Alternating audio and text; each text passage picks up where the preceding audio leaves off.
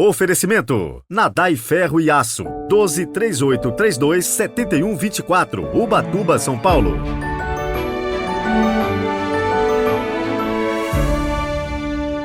Bom dia, Padre Heriberto. Meu nome é Gustavo, eu falo aqui de Brodowski, interior de São Paulo. Venho parabenizá-lo pelos 3 anos de podcast e também agradecer pela maneira humana com que você nos conduz através do Evangelho e nos direciona para que a gente aplique os ensinamentos do Evangelho no nosso dia a dia e assim, consequentemente, possamos nos tornar melhores pessoas. E também agradecer por todas as vezes que precisei falar com você e você de fato se mostrou um grande amigo. Deus abençoe e muito mais sucesso. Louvado seja nosso Senhor Jesus Cristo, para sempre seja louvado por mais um dia que Ele nos concede. Hoje é sábado, 1º de abril de 2023, às portas da Semana Santa. Rezemos juntos.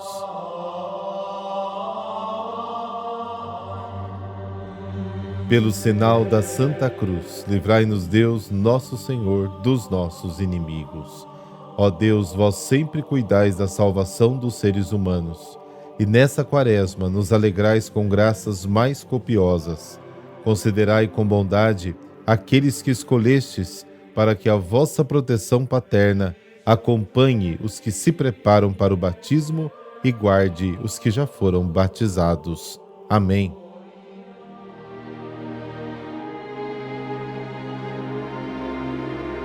João, capítulo 11, versículos de 45 a 56. O Senhor esteja convosco, Ele está no meio de nós.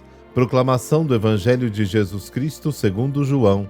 Glória a vós, Senhor. Naquele tempo, muitos dos judeus que tinham ido à casa de Maria e viram o que Jesus fizera, creram nele. Alguns, porém, foram ter com os fariseus e contaram o que Jesus tinha feito. Então, os sumos sacerdotes e os fariseus reuniram o conselho e disseram: o que faremos? Este homem realiza muitos sinais. Se deixamos que ele continue assim, todos vão acreditar nele, e virão os romanos e destruirão o nosso lugar santo e a nossa nação. Um deles, chamado Caifás, sumo sacerdote em função naquele ano, disse: vós não entendeis nada. Não percebeis que é melhor um só morrer pelo povo do que perecer a nação inteira? Caifás não falou isso por si mesmo. Sendo sumo sacerdote em função naquele ano, profetizou que Jesus iria morrer pela nação. E não só pela nação, mas também para reunir os filhos de Deus dispersos.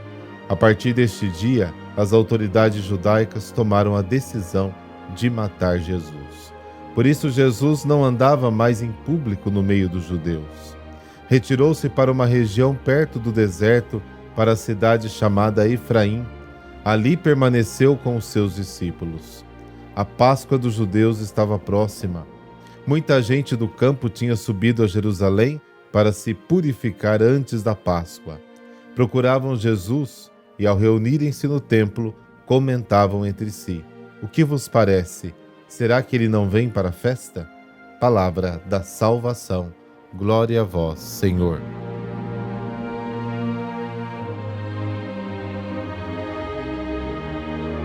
O Evangelho de hoje ilustra a reação oposta ao sinal da ressurreição de Lázaro.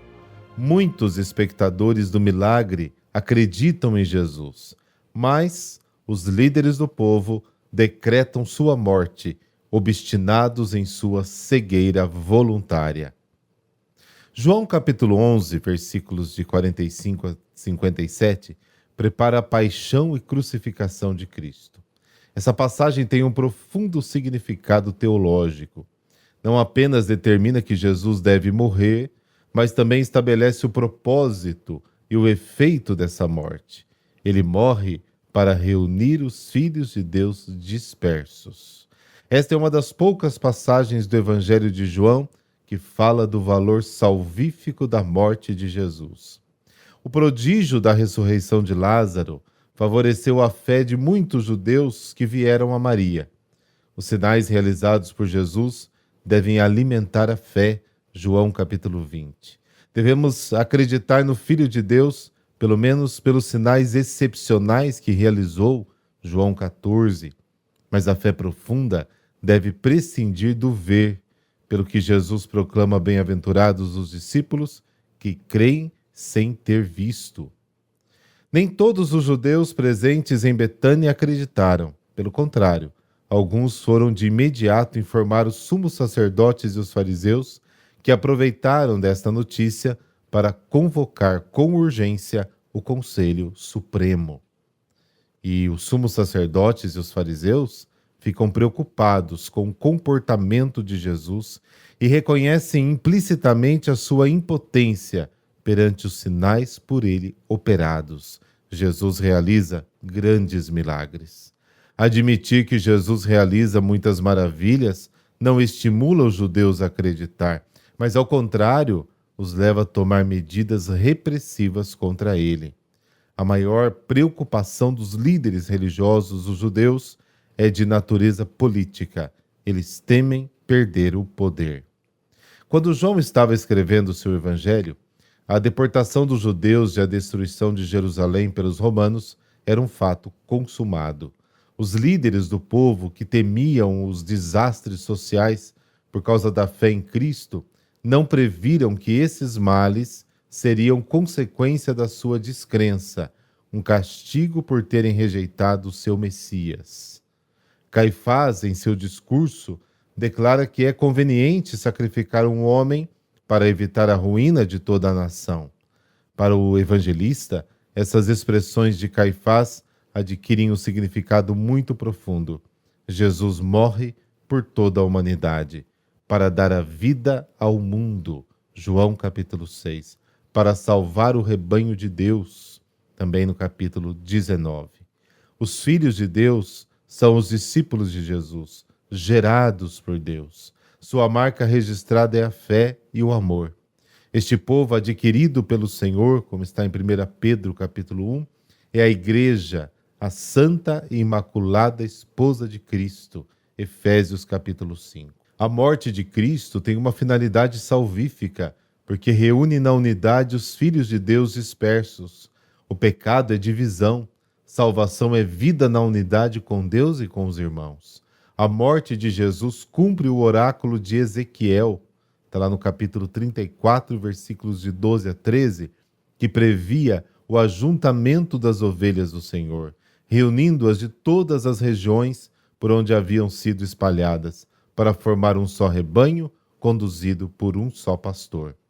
Após a decisão do Sinédrio, Jesus se retira para a orla do deserto de Judá. Esses eventos ocorrem alguns dias antes da Páscoa.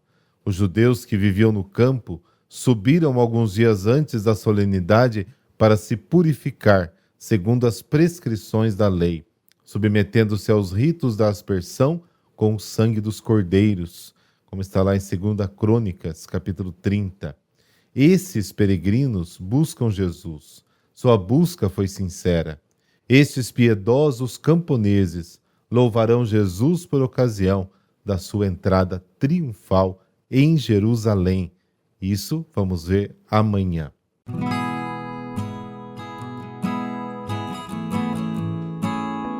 Hoje a igreja celebra São Hugo de Grenoble. Ele nasceu no sudeste da França, em 1053, e era filho de um nobre soldado da corte. Foi educado na fé pela mãe, demonstrando muito jovem piedade e facilidade para assuntos teológicos. Ainda muito leigo, foi feito cônego de Valência e em seguida trabalhou como secretário do arcebispo de Lyon. Este o levou para o concílio de Avignon em 1080, onde foi indicado para o bispado de Grenoble. Quis recusar por humildade, mas, obedecendo, foi ordenado sacerdote pelo legado papal e bispo pelo Papa Gregório VII, em Roma, aos 28 anos.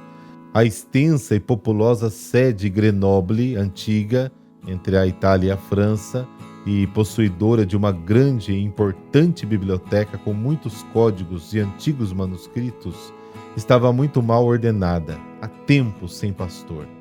Havia problemas como a disciplina do clero, incluindo sacerdotes que desrespeitavam o celibato, e simonia, que são cargos eclesiásticos obtidos por compra, leigos que se apoderavam de bens da igreja e outros patrimônios depredados, dívidas com empregados da diocese, falta de catequese para o povo e por aí vai.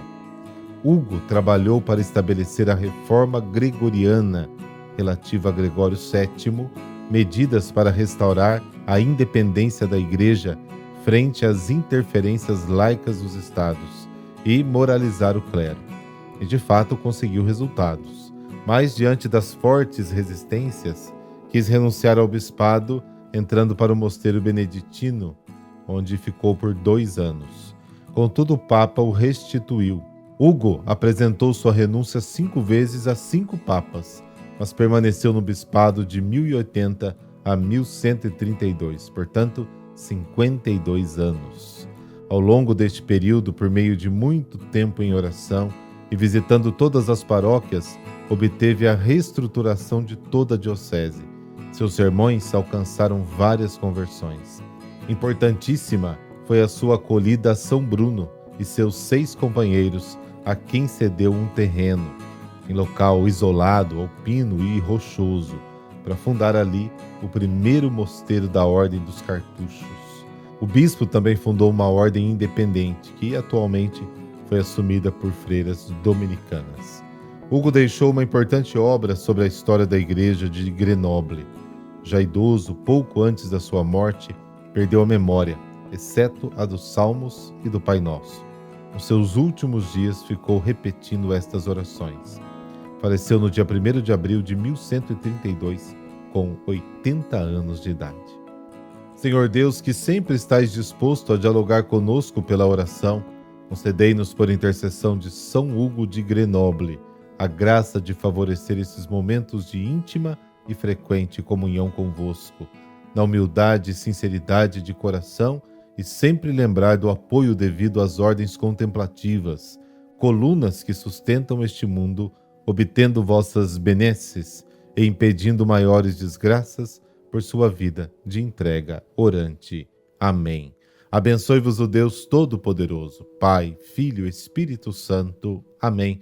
Excelente sábado para você e até amanhã, se Deus quiser.